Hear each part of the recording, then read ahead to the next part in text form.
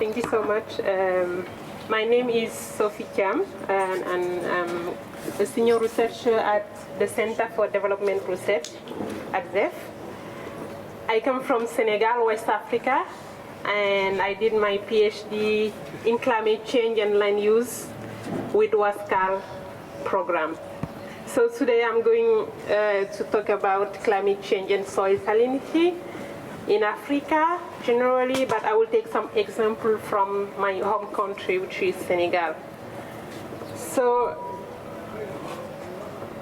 to start, I just want to emphasize on the importance of soil, why soil is important, especially in West Africa.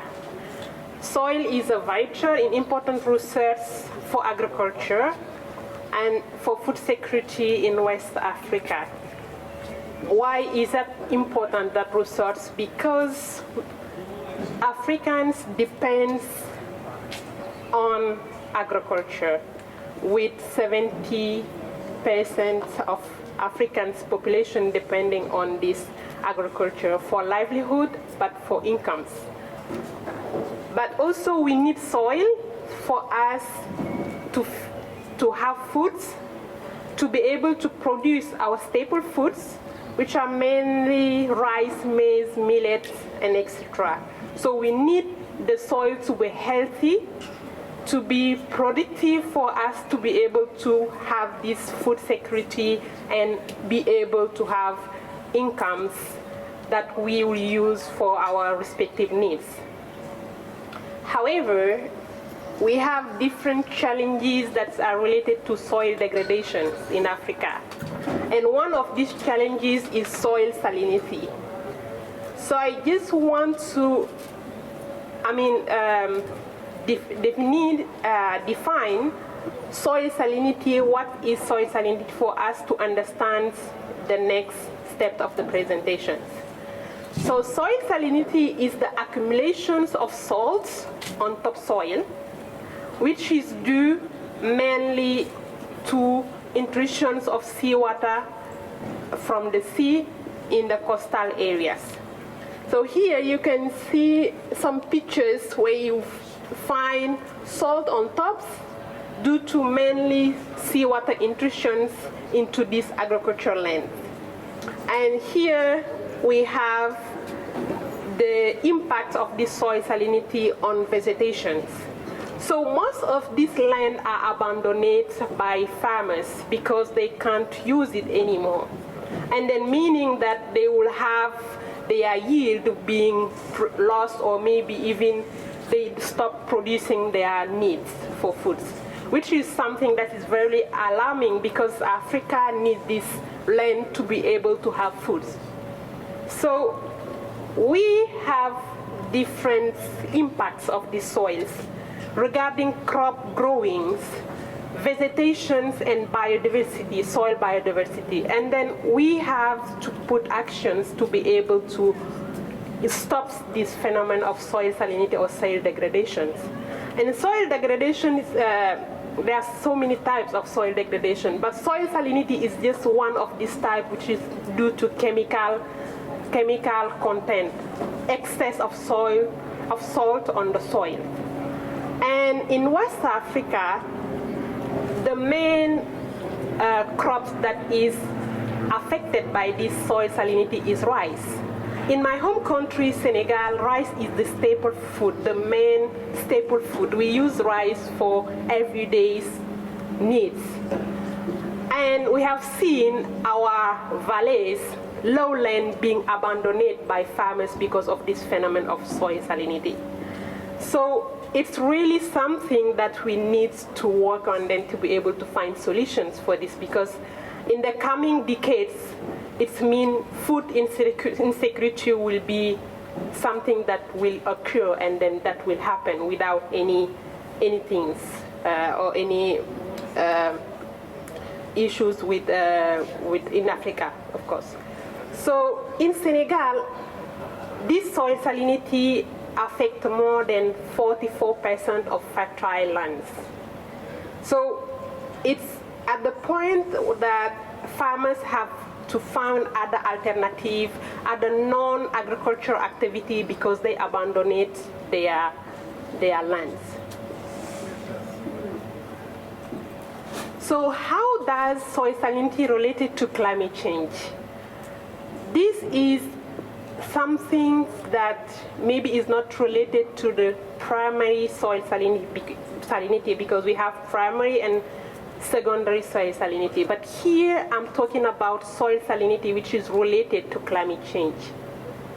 And then we have three main climate parameters that affect soils. We have the temperature, we have the rainfall, we have the sea level. This soil salinity is due in coastal area, mainly in coastal line of West Africa, is due to sea level rise and saline water intrusion.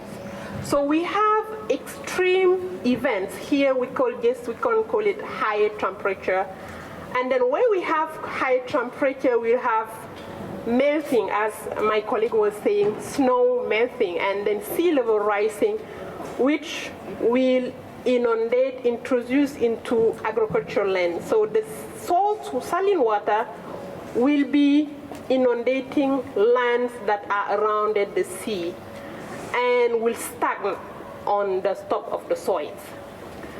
And the important things here to notice is that if it was only stagnating and then we have enough rainfall to leach the soil, then we will not have issue.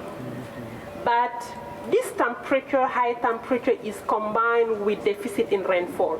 So we don't have fresh water to be able to leach out all the salt into the oceans. So we have two issues: the increase of temperature, which affects sea level, and then the inundations of this saline water into agricultural land, the deficit of rainfall, which don't allow the leaching of the salt, and we have again the evaporations of the salt, of the water from the salt due to higher temperature. They will have the salt accumulation on the salt. So this phenomenon is purely climate change.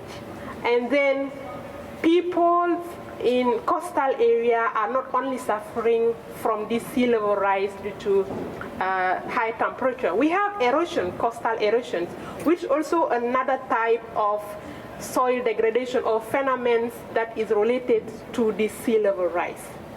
And West Africa, my home country, is a coastal country. We have 700 kilometers of coastal.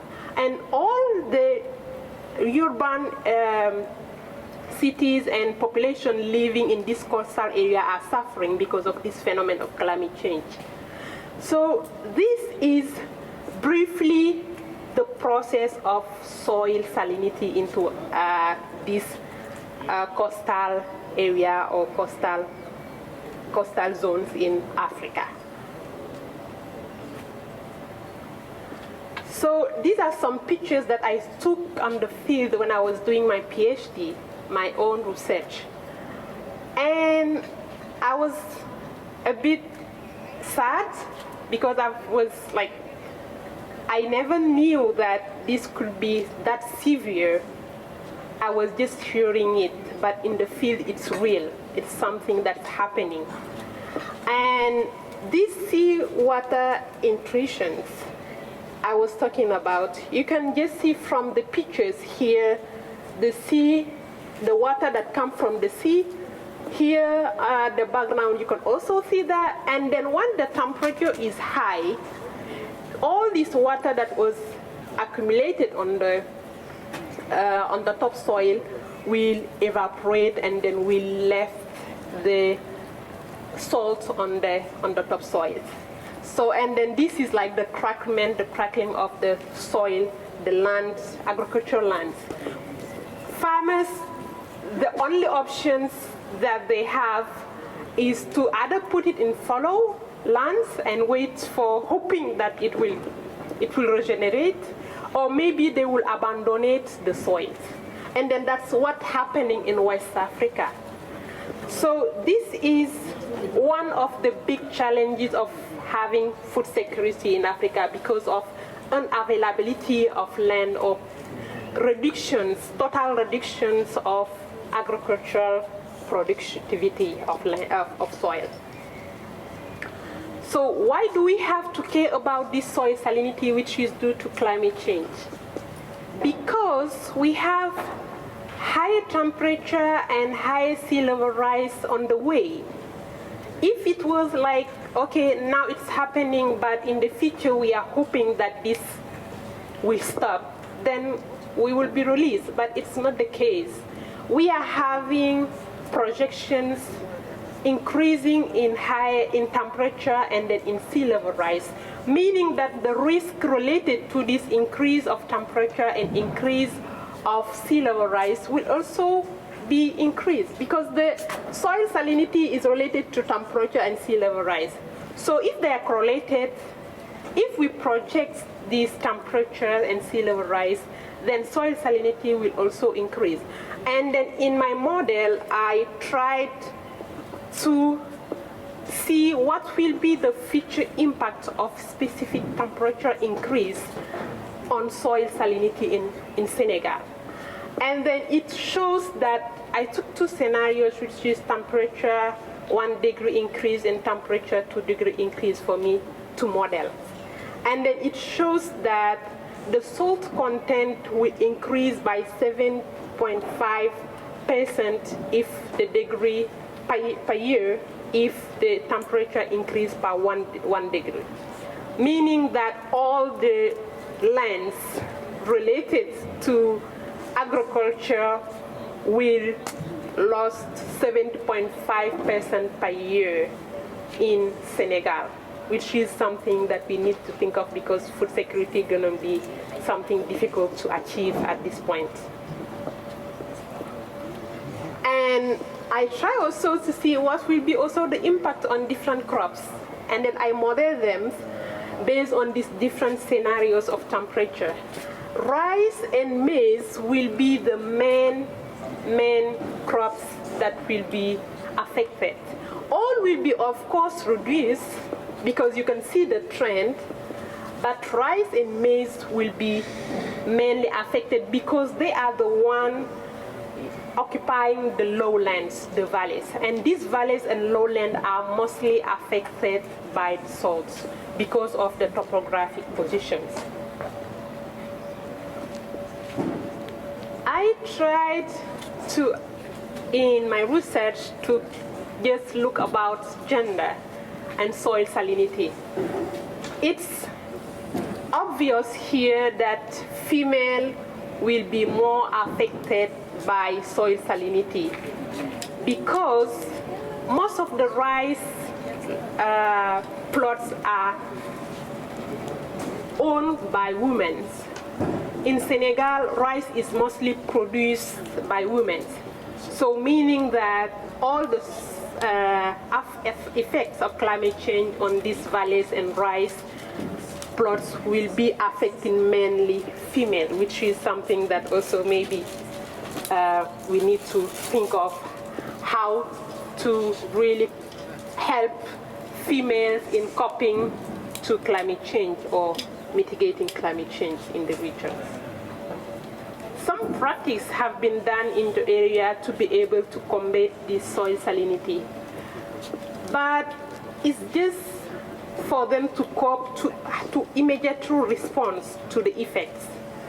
These main actions are mechanical. We have some dikes and dams which have been implemented to be able to reduce the effects of soil salinity in the area.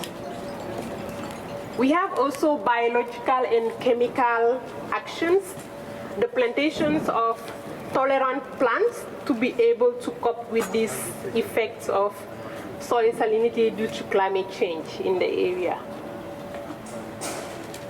So in conclusions, I would say that soil salinity is only one among other effects of climate change, which affects natural and human systems, causing death and hunger to local populations. And Africa is really having enduring the consequence of the climate change, which it didn't make a lot of contributions, because Africa has 2 to 3% contribution on global greenhouses. But it seems like Africa is the continent that is paying the consequences of climate change. That's everybody agrees.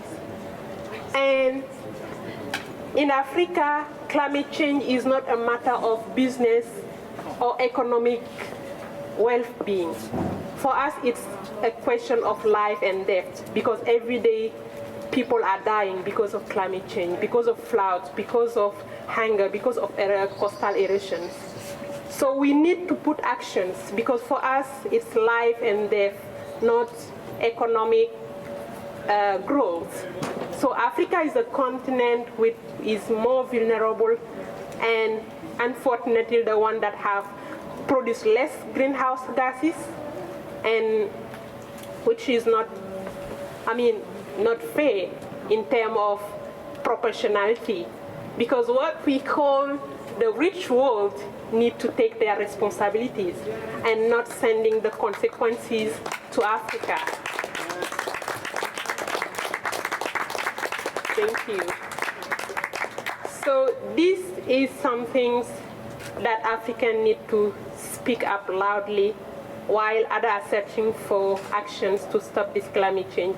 We need to speak, we need to show the different effect, the devastating effect of climate change in Africa, because we are not having a plan B of another planet. We have Earth, and this is where we need to be in the next centuries. Then we need to save them, as my colleague was saying. So thank you so much for your attention.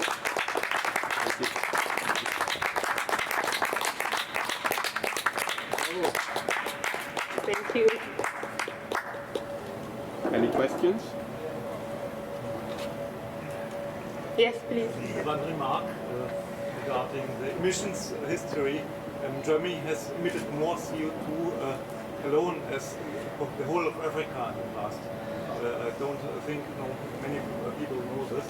And we are not just the biggest emitter of the world, And the second is a question. We have two issues with groundwater depletion in the big coastal cities, because this is contributing to the effect of sea level rise. It's lowering the soil of the cities. I don't know if this plays a major role. Sorry, can you come again? I did not stay. The second question. Big coastal cities are using often much groundwater, and this is tending to lower the soil in the city. Is this contributing also in Senegal, or does it? Not really, because in Senegal the coastal zones are not, the population are not doing such activities in the coastal areas. What they mostly do is transformations of products that come from the sea, which does not contribute to the sedimentations or the effects on the ecosystems, oceans. But mostly this comes from the sea level rise. Yeah, thank you for the question. Yes, please. Can you have a look to other African countries? Are the situation similar or worse or better? In terms of soil salinity, Senegal is one of the most affected West African countries because it's a coastal region. We have other coastal regions. For instance, in Benin, we have this soil salinity in Benin, in Ghana too. But that's not mostly as much as Senegal, my home country, where we have the mangrove, we have the oceans, we have 700 kilometers that's affecting this land. So it's the soil salinity phenomenon is disproportionate according to different African countries. So, Thank you.